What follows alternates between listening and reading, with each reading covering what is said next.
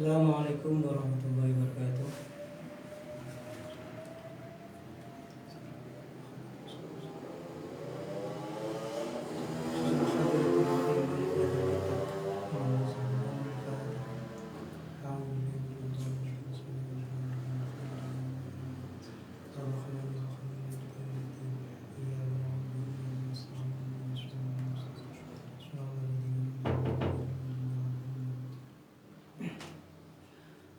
Alhamdulillahirrahmanirrahim.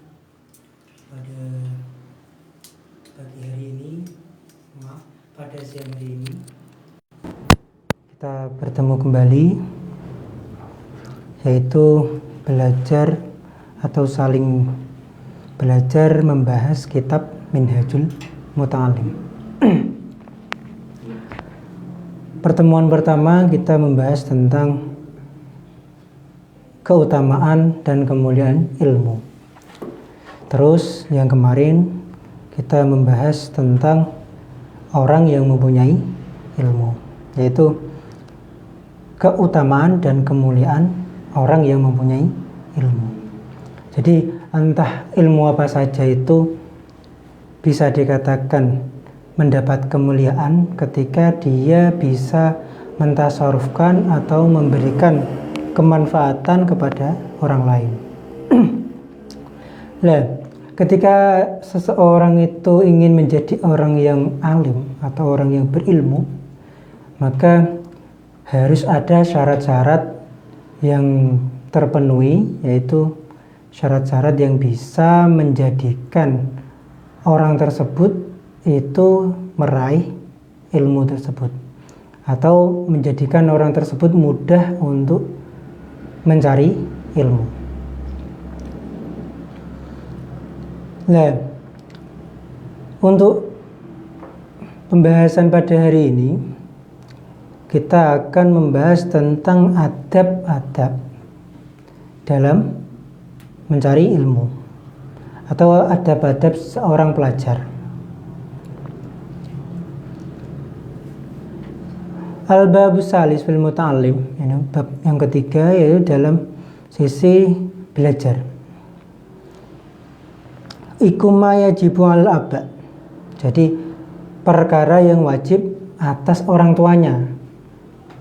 Bagaimana cara orang tua itu mendidik anaknya agar mendapat ilmu yang berkah atau mendapatkan ilmu yang bermanfaat.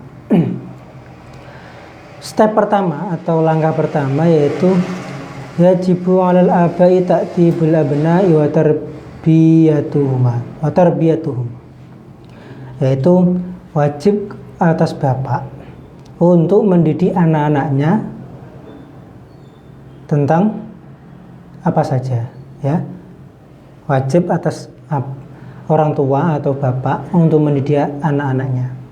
Makanya ada slogan keluarga adalah madrasah pertama bagi anak-anaknya, atau al-um madrasatul ula, biasanya gitu. Orang tua khususnya ibu, ya, itu menjadi madrasah pertama bagi orang tuanya, anaknya. Wa irsaluhum ilal muallim idza balagu arba'a sinina wa arba'ata asyhurin wa arba'ata ayyamin. Kemudian orang tua itu mengirim anaknya kepada seorang guru.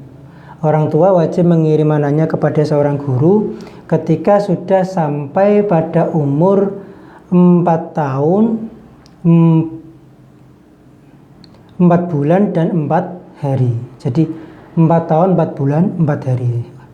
Itu kisaran umur yang dianjurkan untuk orang tua mengirim anaknya kepada seorang guru. Makanya sekarang itu ada istilahnya playgroup atau TK kecil, TK besar, seperti itu.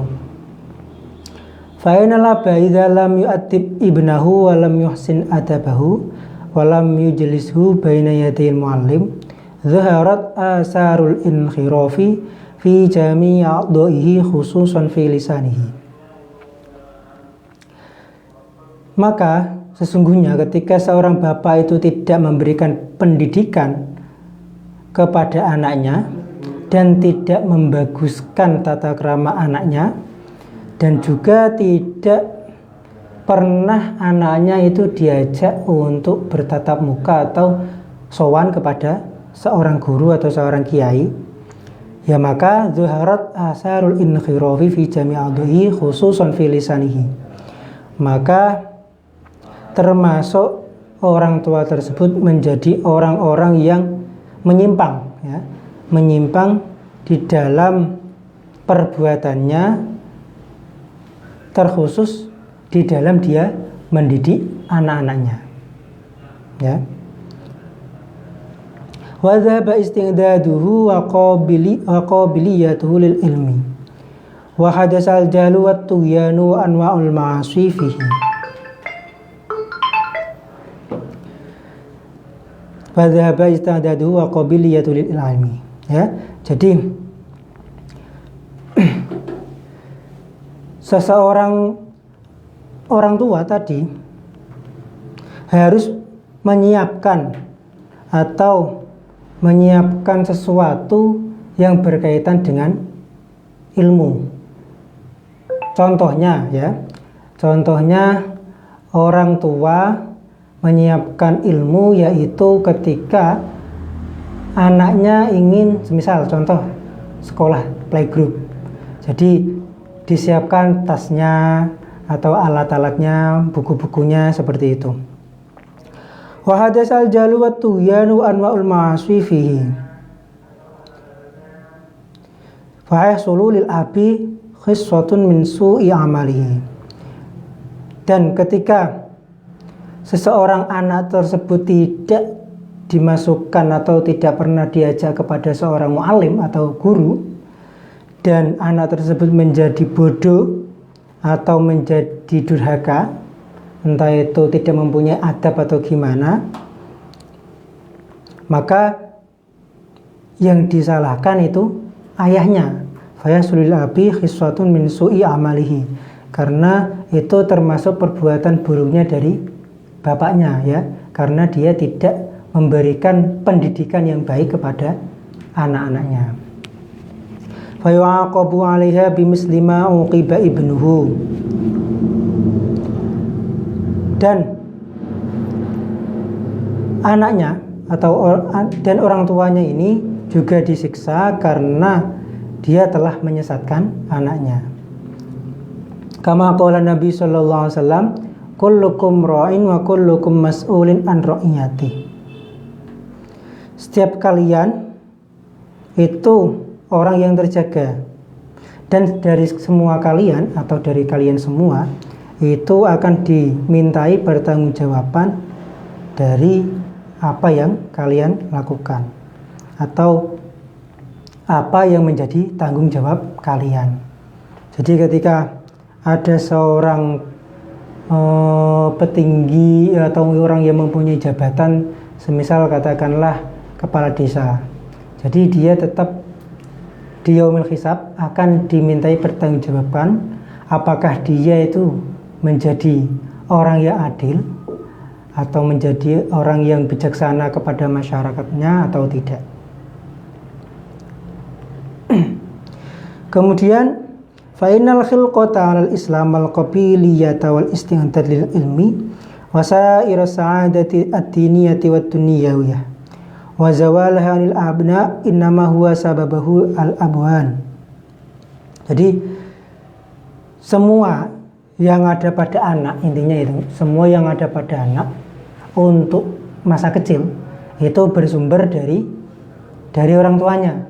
Ketika orang tuanya itu memberikan pendidikan yang baik atau memberikan lingkungan yang baik, insya Allah anaknya juga menjadi baik.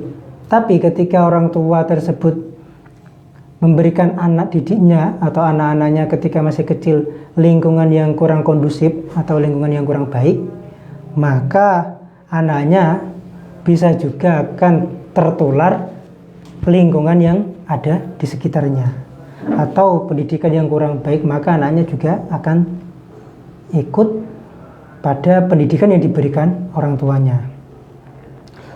Seperti contoh atau dawuhnya Nabi, kullu mauludin yuladu ala fitratil Islam illa anna abawaihi Yahud.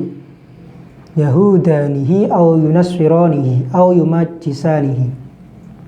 Setiap anak yang dilahirkan itu pasti dalam keadaan fitrah atau suci, fitratul Islam, kecuali orang tuanya itu mengajak kepada agama Yahudi, Nasrani atau Majusi. Jadi kita itu termasuk bersyukur karena kita juga Islamnya itu Islam turunan, ya kan? Karena kita juga Islamnya Islam turunan. Misal orang tua kita non Muslim, belum tentu kita juga akan bisa masuk Islam, gitu. Karena ya masalah keyakinan itu memang sulit. Apalagi ketika ada seseorang yang berpindah keyakinan, itu pasti mempunyai dilema yang sangat luar biasa. Kemudian lanjut, wa kadzalika kullu mauludin yuladu 'alal qabiliyah wal isti'dadi lil ilmi illa anna abawi yujahilani fa innal ibna idza iktasaba al adaba wal ilma wal ma'rifah wa as-sa'adah ad-dunyawiyyah wal ukhrawiyyah hasala min hadhil awsaf al hamidati sawabun katsirun lahu wa li abawihi. Jadi intinya, ketika ada seorang orang tua itu memberikan pembelajaran adab dan ilmu kepada anaknya, maka itu menjadi suatu keberuntungan dunia akhirat bagi anak-anaknya. Khasala min hadhil awsaf hamidah sawabun katsirun lahu wa li abawayhi. Dan menjadi suatu sifat yang terpuji atau menjadi suatu ganjaran yang besar bagi orang tuanya yang mendidik atau memberikan tata krama kepada anak-anaknya. Kama qala Nabi alaihi salatu wassalam, "Idza mata ibnu Adam in qata'a amaluhu illa min salasatin, min shadaqatin jariyatin au ilmin yuntafa'u bi au waladin sholihin yad'u lah." Jadi pendidikan orang tua kepada anak itu sudah menjadi amal jariyah yang baik kepada anaknya. Jadi ketika ada amal jariah kepada anaknya yang baik, otomatis insya Allah anaknya menjadi baik. Ya. Ketika menjadi baik itu bisa juga nanti satu, termasuk amalnya tidak terputus, kan ada 3 ini: sedekah jariyah, ilmu yang bermanfaat, waladun sholihun. Dan ketika anak didik atau cara mendidik anaknya itu memakai cara yang baik, insya Allah anaknya menjadi orang yang soleh. Ketika orang yang soleh, termasuk dia sudah dapat celengan 1, orang tuanya ya, orang tuanya sudah dapat celengan 1, itu mempunyai orang, yaitu anak yang soleh. Jika ada anak yang soleh, otomatis anak tersebut mendoakan, ya kan, mendoakan orang tuanya. Terus ilmu yang tafi, yaitu didikan orang tuanya kepada anaknya tersebut, itu menjadikan ilmu yang bermanfaat. Terus lanjut tentang ta'limul waladil Quran, yaitu mendidik anaknya Al-Quran. Qila inna rajulan ata ilan nabi alaihi salatu wasallam faqala ya Rasulullah ma ajru man 'allama waladahu al-Qur'an. Hingga ada seseorang laki-laki yang datang kepada Nabi, kemudian laki-laki tersebut bertanya, "Ya Rasulullah, hai Rasulullah, apakah ada ganjaran bagi seseorang yang mengajar anaknya Al-Qur'an?" Ya, seperti itu. Faqala alaihi salatu wasalam, Al-Qur'an kalamullah ta'ala wala ghayata lahu. Faja'a Jibril faqala ya Muhammad.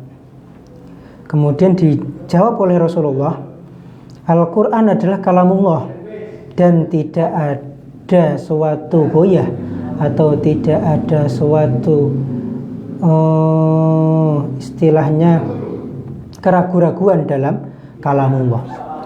Baca Jibril faqala ya Muhammad, kemudian malaikat Jibril datang, ya Muhammad, Innallaha ta'ala yaqra'u 'alaika assalam.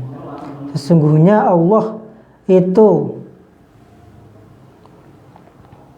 membaca padamu yaitu salam, berupa keselamatan, yaitu keselamatan. Wa yaqulu, dan Allah juga berkata, man 'allama waladahu al-Qur'an ka'annama hajjal baita 'asyrata alafi marratin. Ya. Barang siapa yang mengajar Al-Qur'an, seperti halnya orang tersebut itu haji sampai 1000 kali, 10.000 kali. Asyrata alafin, sampai 10.000 kali. Jadi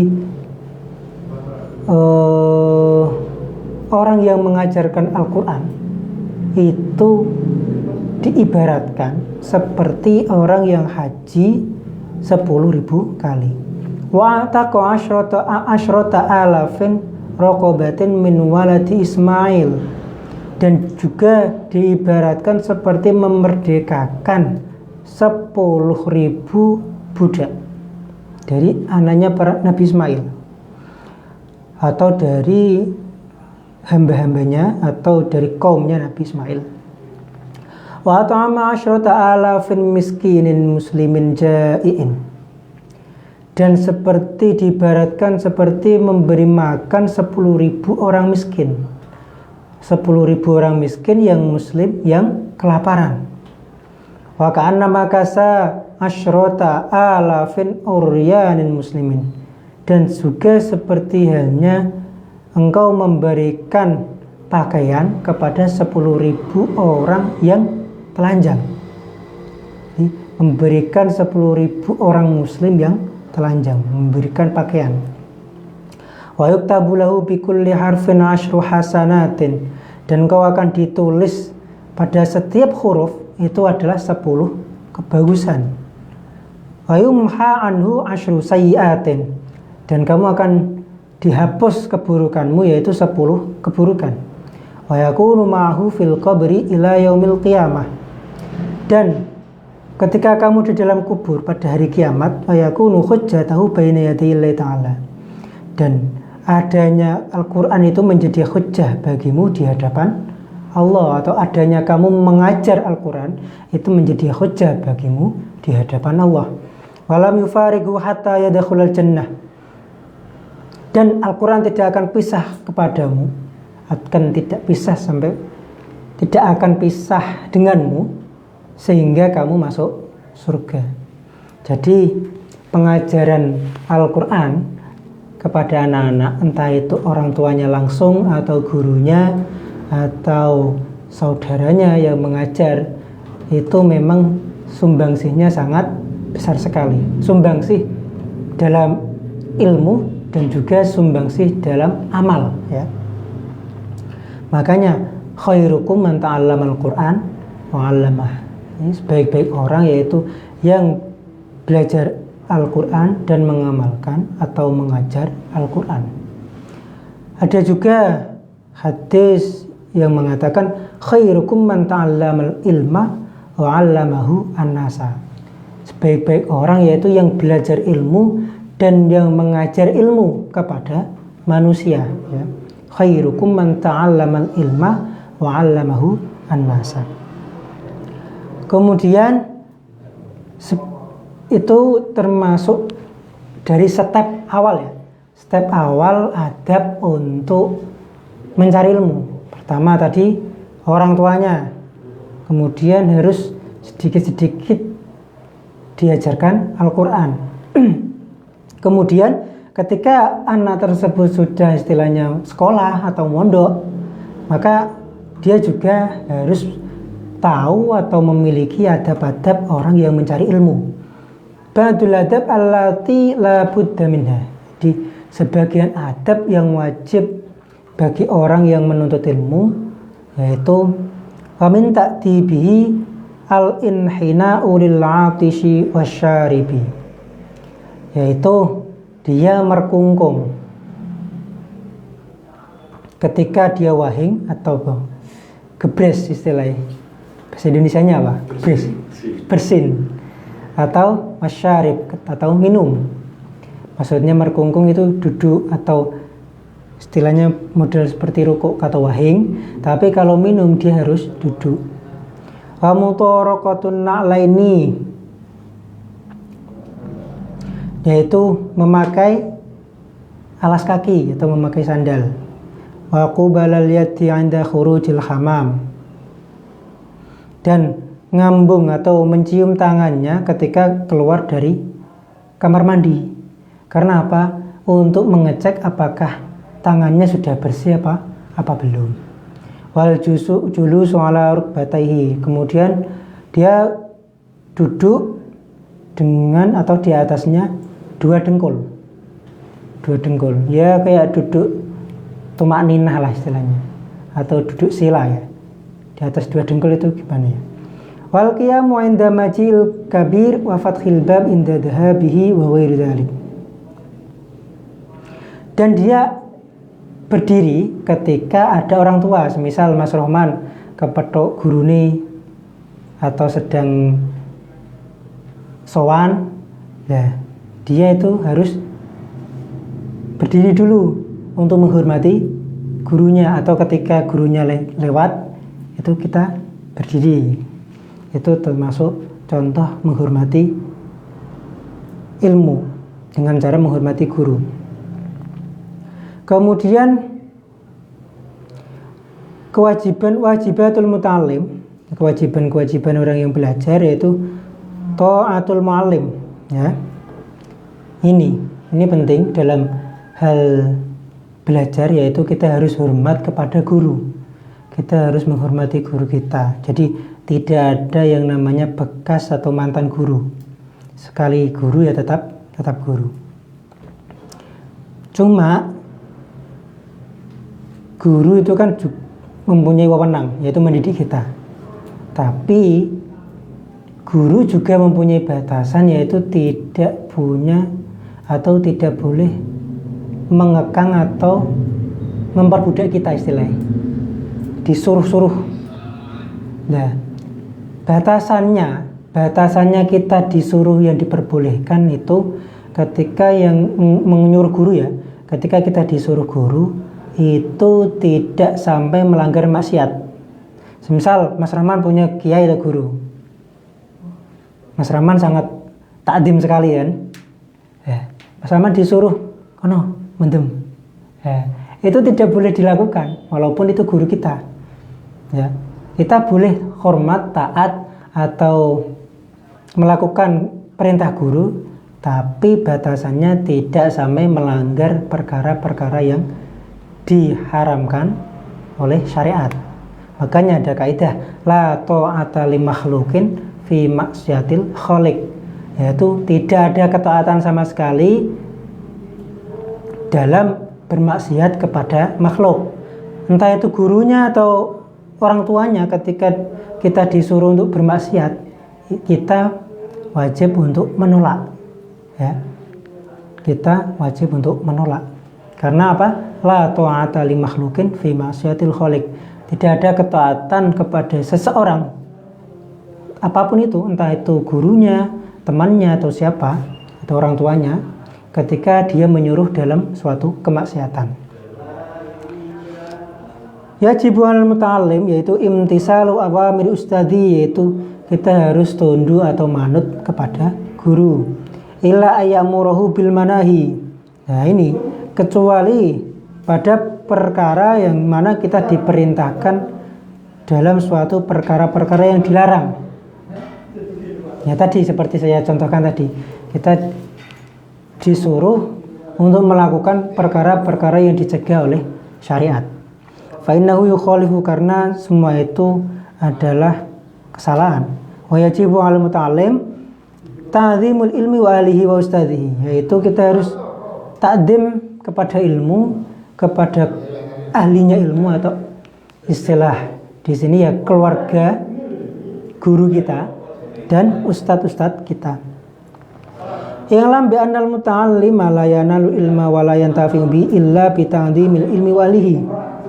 Ketahuilah bahwasannya ketika kamu belajar, kamu tidak akan mendapatkan atau memperoleh suatu ilmu dan kamu tidak akan mendapatkan kemanfaatan suatu ilmu illa bita'dzimil ilmi wa alihi, kecuali kamu takdim kepada gurumu dan kepada keluarga-keluargamu, ya. Kecuali kamu takdim kepada gurumu dan kepada guru-gurumu. Jadi dalam kitab Ta'limul Muta'alim juga sering dibahas bahwasanya wa min ta'dzimil ilmi ta'dzimil ustadzi wa ahlihi, atau ta'dzimil muallim wa ahlihi. Jadi salah satu kamu mengagungkan ilmu yaitu kamu mengagungkan gurumu dan anak-anaknya gurumu. Qila ma wasala man wasala illa bil hurmati wa ma saqata man saqata illa bitarkil hurmati. Jadi tidak akan sampai seseorang yang sampai sopaman illa bil hurmati, dengan cara kemuliaan atau memuliakan, dan dia tidak akan gugur, seseorang tersebut tidak akan gugur kecuali meninggal kemuliaan. Nah, terus disambung waqila al hurmatu khairum minat ta'at. Hormat atau menghormati seseorang itu lebih bagus daripada taat. Ala yura innal insan la yakfuru bil ma'siyat walakin yakfuru bil istighfafiha. Ketahuilah, sesungguhnya manusia itu tidak akan kufur dengan maksiat, tapi dia akan kufur karena dia meremehkan maksiat tersebut. Contoh kecil semisal gosok. Tahu gosok ya? Mas Kun. Tahu ya? Gosok itu kan hal yang sepele. Nah, ada kil yang mengatakan bahwasannya, ulama mengatakan seseorang itu tidak akan kufur karena maksiatnya, tapi seseorang itu bisa kufur karena dia menyepelekan maksiat tersebut. Dia melakukan perkara atau suatu dosa kecil sedikit-sedikit terus menganggap rapopo, santai, rapopo.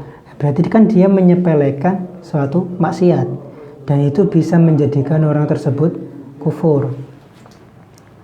Terus adab yang selanjutnya yaitu at-tawadhu ma'al mu'allim, yaitu kita harus andap asor istilahnya, atau merendahkan diri kepada seorang guru. Wa yatlubul muta'allim masarratal mu'allim bitawaddu wa tamalluq wa du'a wal khidmah wan nusrah wa ghairu dzalik.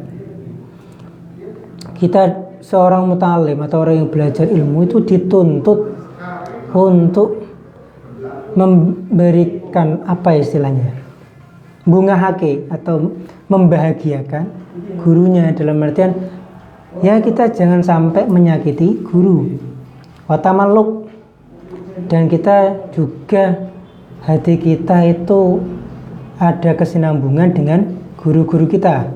Kemudian kita juga harus mendoakan guru kita. Khidmah, yaitu kita harus khidmah kepada guru kita.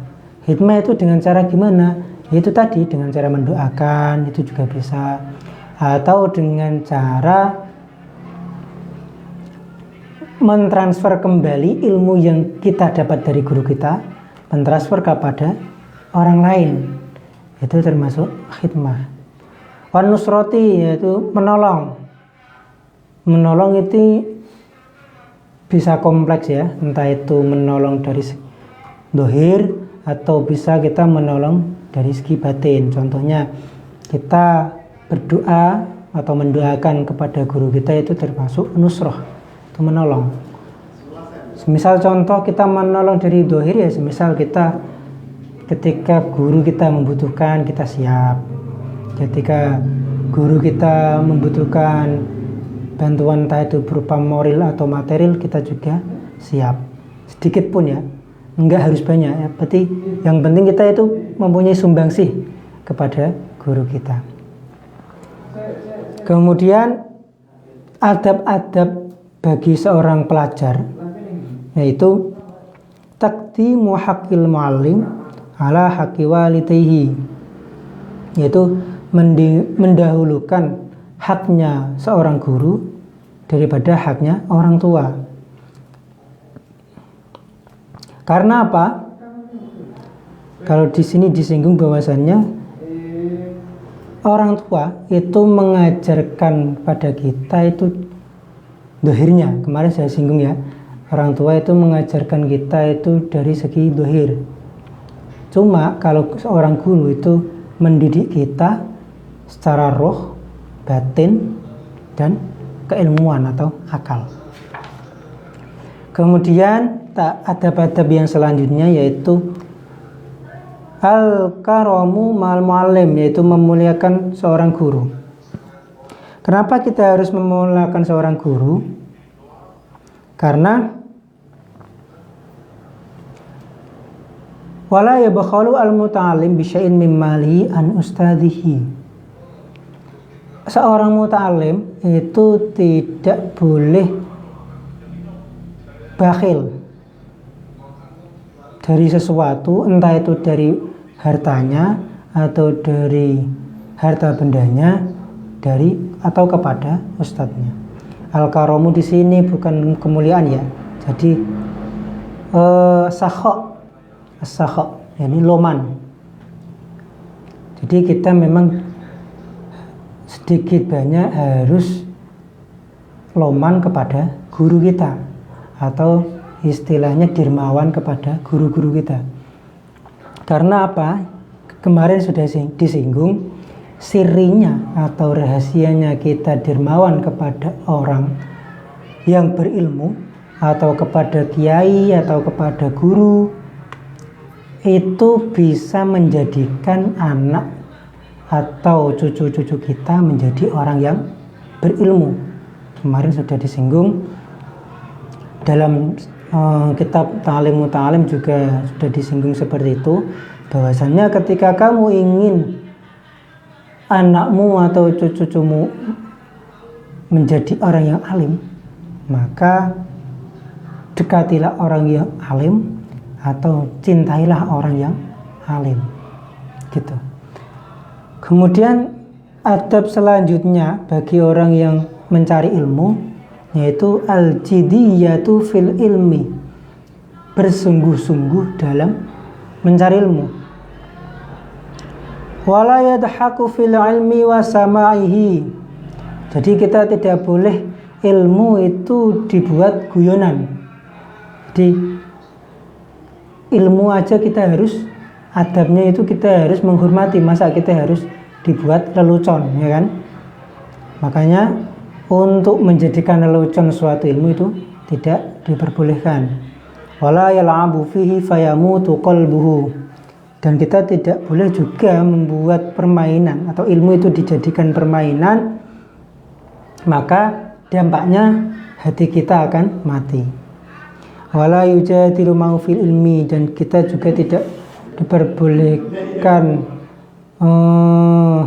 bantah-bantahan lah istilahnya, bantah-bantahan dalam perkara ilmu, kecuali kalau musyawarah memang kan untuk mencari titik temu. Kalau mujadalah itu gontok-gontokan istilahnya, mbah sing bener mbah sing ndi, intine aku kudu sing menang ya, mujadalah itu seperti itu, gontok-gontokan. Wala yu'aridu fa innahu yadukku babad dolal, dan kita tidak boleh menentang atau membantah. Karena apa? Fa innahu yadukku babad dolal, karena orang yang menentang atau membantah ilmu itu akan menjadikan suatu kesesatan atau dolal, ya. Kemudian ta'dhimul kutub. Nah, ini juga penting. Biasanya orang yang ingin mencari ilmu itu kadang untuk urusan buku-buku atau kitab itu kurang diperhatikan. Padahal wa min ta'dhimil ilmi itu ta'dhimul kitab. Salah satunya kamu menghormati ilmu ya dengan cara menghormati kitab. Wa adamu madir rijli nahwul kitabi. Dan contoh adabnya yaitu kita tidak boleh memanjangkan kaki kita di hadapan kitab tersebut. Wa yambaghi lil muta'allim alla ya'khudha al-kitaba illa bi tuharatin. Dan seyogjanya bagi seorang muta'alim atau seorang pelajar itu ketika dia memegang buku atau memegang kitab itu harus dalam keadaan suci, ya, karena ketika orang tersebut dalam keadaan suci, nur atau cahaya-cahaya ilmu akan mudah masuk pada diri orang tersebut. Makanya al ilmu nur, seperti makalahnya Imam Syafi'i, al ilmu nur wa nurullah la yahdi li'aswi. Jadi ketika kita harus dalam keadaan suci itu insya Allah nur tersebut atau ilmu itu tersebut akan mudah masuk kepada diri kita. Wa yad'u kitab at-tafsir fawqa sa'iril kutub. Dan kita harus meletakkan kitab tafsir itu paling atas dari tumpuan kitab-kitab lain. Jadi ketika sampean menumpuk kitab atau buku-buku itu, kalau bisa yang paling atas itu harus kitab tafsir, baru nanti kitab hadis dan kitab-kitab yang lain. Wala yad'u 'alal kitab syai'an akhar. Dan janganlah kamu meletakkan di atas kitab sesuatu yang lain. Atau contohnya setelah kamu menumbuk kitab, atasnya kamu tak kasih apa misal, kasih gelas atau kamu kasih HP atau yang lain. Jadi di atasnya kitab itu jangan sampai diletakkan sesuatu yang lain. Ya wis, kitab, tumpuan kitab ya tumpuan kitab. Dan yang paling atas itu kitab tafsir, baru kitab hadis dan seterusnya. Padahal biasanya itu kebanyakan yang besar itu yang di bawah. Biasanya seperti itu. Yang besar itu yang di bawah. Biasanya itu kalau enggak hadis ya tafsirnya itu malah yang ditaruh yang di bawah. Jadi itu suatu kurang, adabnya kurang lah. Adab kepada ilmu itu kurang. Jadi kalau bisa kitab tafsirnya itu ditaruh di atas, di paling atas. Kemudian adab yang selanjutnya, ini adab itu banyak sekali ya. Banyak sekali bagi seorang yang belajar. Selanjutnya itu tamalluk fi thalabil ilmi, yaitu dia harus fokus dalam mencari ilmu. Tamalluk itu ya harus fokus. Atau dia itu kayak hampir-hampir fanatik ya, tamalluk. Wa tamalluk madmumun illa fi thalabil ilmi fa innahu yanbaghi ayatamalluqa lil ustadhi wa syuraka'i liyastafida minhum. Jadi sesungguhnya tamalluk itu dicela kecuali bagi seseorang yang mencari ilmu. Karena apa? Orang yang mencari ilmu itu malah diharuskan untuk dia istighol atau tersibukkan dengan ilmu tersebut, dan dia juga disibukkan dengan ustadznya, dan dia juga disibukkan dengan teman-temannya. Supaya apa? Supaya liyastafidha minhum, supaya orang yang belajar tersebut mendapatkan faidah atau kemanfaatan dari mereka semua. Contoh, ketika Mas Kun belajar, otomatis ketika rasa keponya itu semakin berkobar, semakin menjadi-jadi, otomatis dia itu tanya sama gurunya, tanya sama teman-temannya, ya toh. Nah, tamalluk itu seperti itu, kepo istilahnya. Kepo dalam hal thalabul ilmi ya, bukan kepo rasan-rasan ya, kepo dalam thalabul ilmi. Jadi rasa kepo itu sebenarnya tidak boleh kecuali dalam mencari ilmu. Makanya orang yang mencari ilmu itu dia harus pikirannya memang tersibukkan dengan ilmu. Karena apa? Ada suatu kaidah al-istighol bi ghairil maqsud i'radun anil maqsud. ketika seseorang tersebut itu tersibukkan pada selain perkara yang dituju, maka dia tidak akan sampai pada perkara yang dituju. Contoh, Mas Rohman pengen nikah, gitu. Mas Rohman pengen nikah, cuma setiap hari kerjanya main game, nggak mau tanya-tanya, info masih, info, ono dagangan orang, nah semisal itu kan sudah sedikit kan sudah bentuk ikhtiar.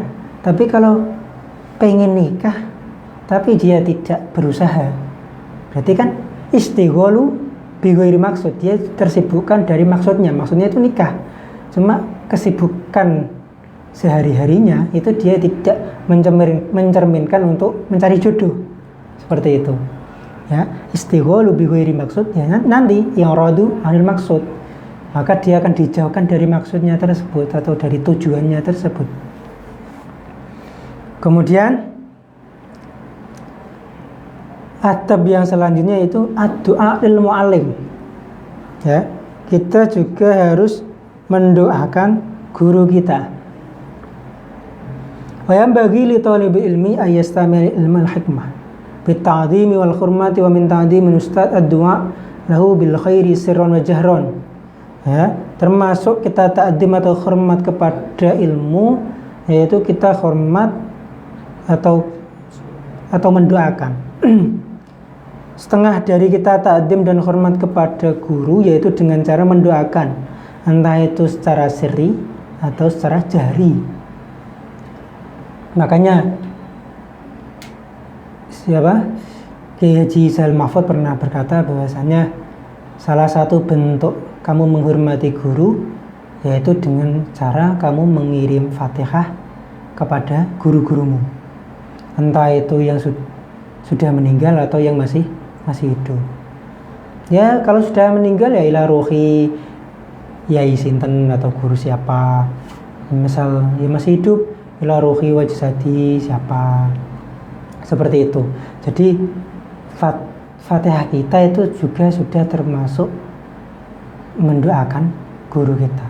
Karena apa? Siri dari kita mendoakan guru, secara tidak langsung ikatan batiniah kita akan terhubung atau tersambung dengan guru kita, dan secara tidak langsung kita juga akan keloberan berkah-berkahnya dari guru kita atau kiai-kiai kita. Lanjut apa? Gimana? Lanjut ya? Gak usah pertanyaan. Kemudian toharatun nafsi, yaitu kita harus membersihkan hati. Ini penting. Makanya Imam Syafi'i juga sering menyinggung bahwasannya membersihkan hati itu sangat penting. Karena apa? Ilmu itu kan cahaya. Ketika cahaya itu ingin masuk, itu dia juga memilih-milih. Ketika yang dimasuk itu belum suci atau belum bersih, maka itu sangat sulit sekali ilmu masuk kepada orang tersebut. Makanya makalah Imam Syafi'i yang paling masyhur itu al ilmu nur wa nurullah la yahdi li asyi. Jadi ilmu itu adalah cahaya, dan cahaya Allah tidak akan sampai pada orang yang sering bermaksiat.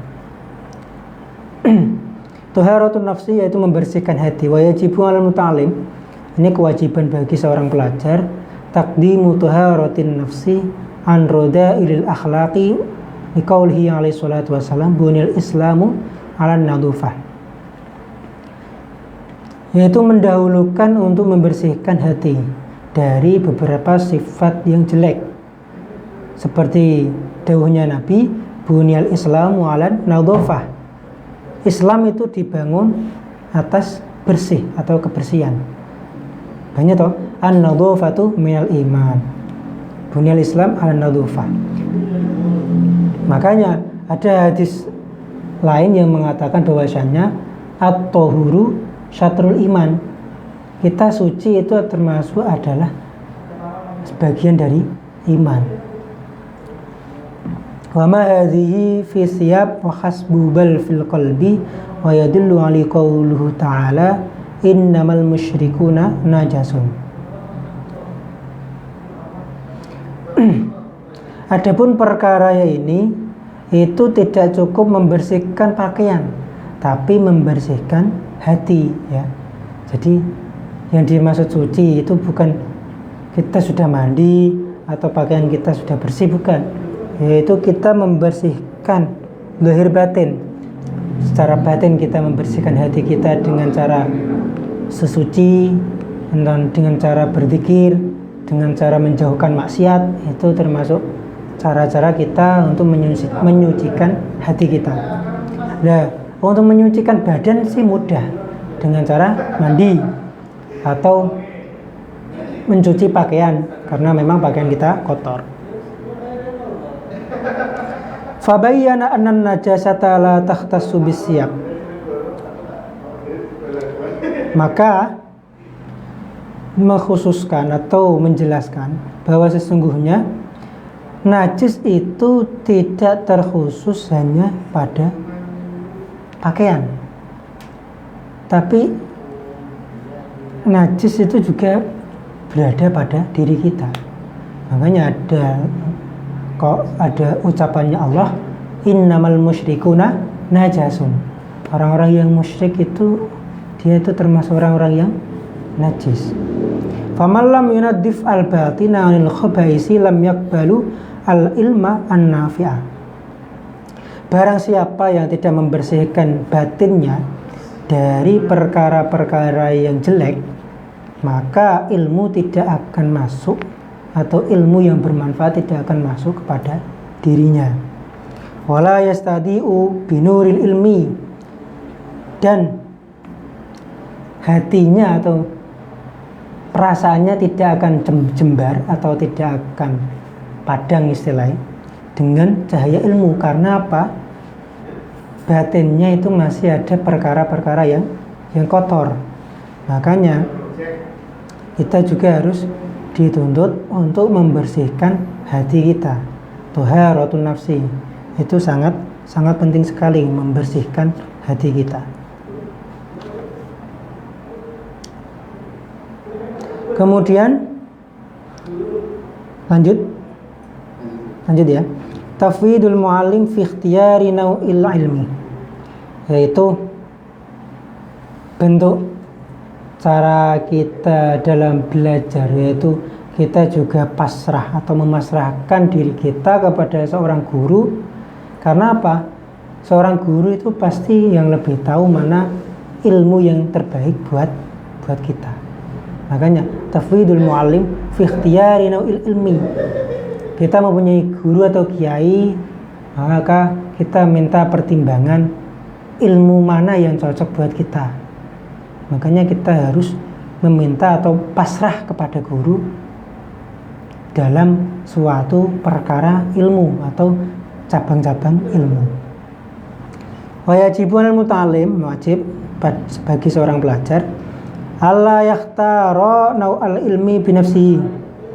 Dia tidak memilih suatu ilmu karena dirinya sendiri atau karena dorongan nafsunya. Karena apa? Ketika dorongan nafsu yang menguasai ketika kita mencari ilmu, itu jadinya nanti kita tidak akan ikhlas untuk mentransfer ilmu. Karena dari awal kita mencari ilmu itu karena nafsu, gitu. Bal yufawwidu amrahu ila ustadhi, tetapi pasrahkanlah perkara ilmu tersebut kepada ustadz kita. Contoh, Mas Rahman ini pengen kuliah, pengen jadi insinyur. Wah, prospek kerja bagus, tapi dia nggak tahu entah itu yang baik buat dia apa enggak. Maksudnya kapasitas saya itu masuk dalam koridor menjadi insinyur apa tidak. Nah, yang lebih tahu pasti kan gurunya atau wali kelasnya. Maka Mas Rahman itu minta pertimbangan kepada wali kelasnya atau gurunya yang sekira itu bisa membimbing Mas Rahman. Minta pertimbangan Saene kula niku masuk jurusan nopo? Nganu ae. Perawat. Masa calane dadi perawat. Awakmu iki nganu terlalu belas kasih. Misal atau awakmu maceme nganu, man. Maceme iki dadi guru, wis PAI ae ngono maksudnya. Kan yang tahu kan sebenarnya lebih detail mendalam itu guru kita.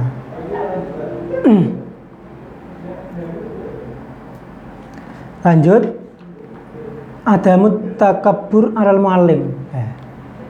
Ini untuk mewanti-wanti bagi seorang santri atau murid ketika dia sudah sukses, suksesnya itu melebihi gurunya. Kadang ada gurunya itu guru SD, dia sudah jadi dokter, gurunya itu masih ngajar di SD. Banyak atau seperti itu. Atau guru SMP sekarang yang diajar itu sudah jadi DPR atau jadi MPR. Guru saya misalnya guru ini itu masih menjadi guru SD atau guru SMP. Berarti kan sudah berpuluh-puluh tahun di situ kan. Nah, kadang orang yang memang levelnya itu sudah di atas itu penyakit takabur itu pasti ada, dan itu kita sendiri yang membentengi dengan cara mewanti-wanti ketika apapun kondisi kita, apapun derajat kita, ketika bertemu dengan guru, kita tidak boleh sombong, kita tidak boleh takabur, kita tetap harus menghormati. Misal presiden, misal sopo iki Mas Kun terus jadi bupati ya. Jadi bupati kepethuk pas badan kepethuk gurune, pas badan kepethuk gurune sing notabene gurune ya panggah ngulang SD misal. Tetap harus menghormati walaupun Mas Kun niku nek lunga-lunga dikawal nganggo patwal, kan bupati kan dikawal. Tidak boleh sombong, tetap kepada gurune ya dicucup, tetap seperti itu. Karena apa? Orang yang takabur itu akan dikurangi keberkahannya. Ya nek pamane pas takabur karo gurune, iku gurune legowo, nek gurune ra trimo, misal gurune lara ati, ya kan? Makanya mewanti-wanti untuk diri kita masing-masing ketika kita itu diberi derajat yang lebih daripada guru-guru kita, kita harus tetap tawadhu. Kita tetap harus tawadhu dan jangan sampai takabur kepada guru-guru kita. Mungkin seperti itu. Udah ya. Alhamdulillah. Alhamdulillahirabbil alamin.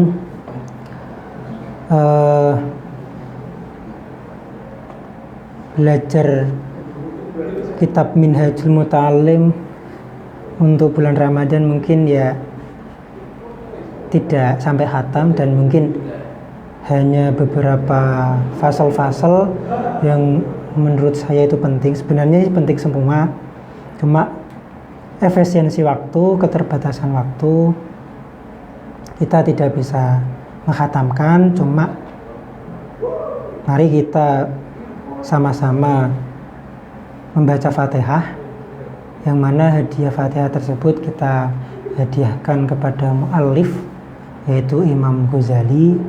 Semoga dengan barokah Fatihah tersebut kita mendapatkan keberkahan dari kitab Minhajul Muta'allim, kita mendapatkan keberkahan dari musannaf, karena musannaf di sini ya bukan hanya seorang yang alim tapi seorang wali. Jadi semoga dengan barokah suratul Fatihah kita mendapatkan barokah, keberkahan, dan ziyadah untuk bisa melakukan isi kandungan yang ada dalam kitab ini. Sebelum kita membaca Fatihah, saya selaku istilahnya apa ya? Ya yang membaca, istilahnya yang membaca kitab ini, ketika ada tutur kata yang salah ada makna yang salah, atau mungkin ada bacaan yang harokatnya salah, atau ada penjelasan yang menurut panjenengan kurang pas atau memang salah, saya pribadi itu memang kesalahan saya sendiri dan saya mohon maaf yang sebesar-besarnya karena itu memang murni kesalahan dari saya. Mari kita baca bersama-sama suratul Fatihah.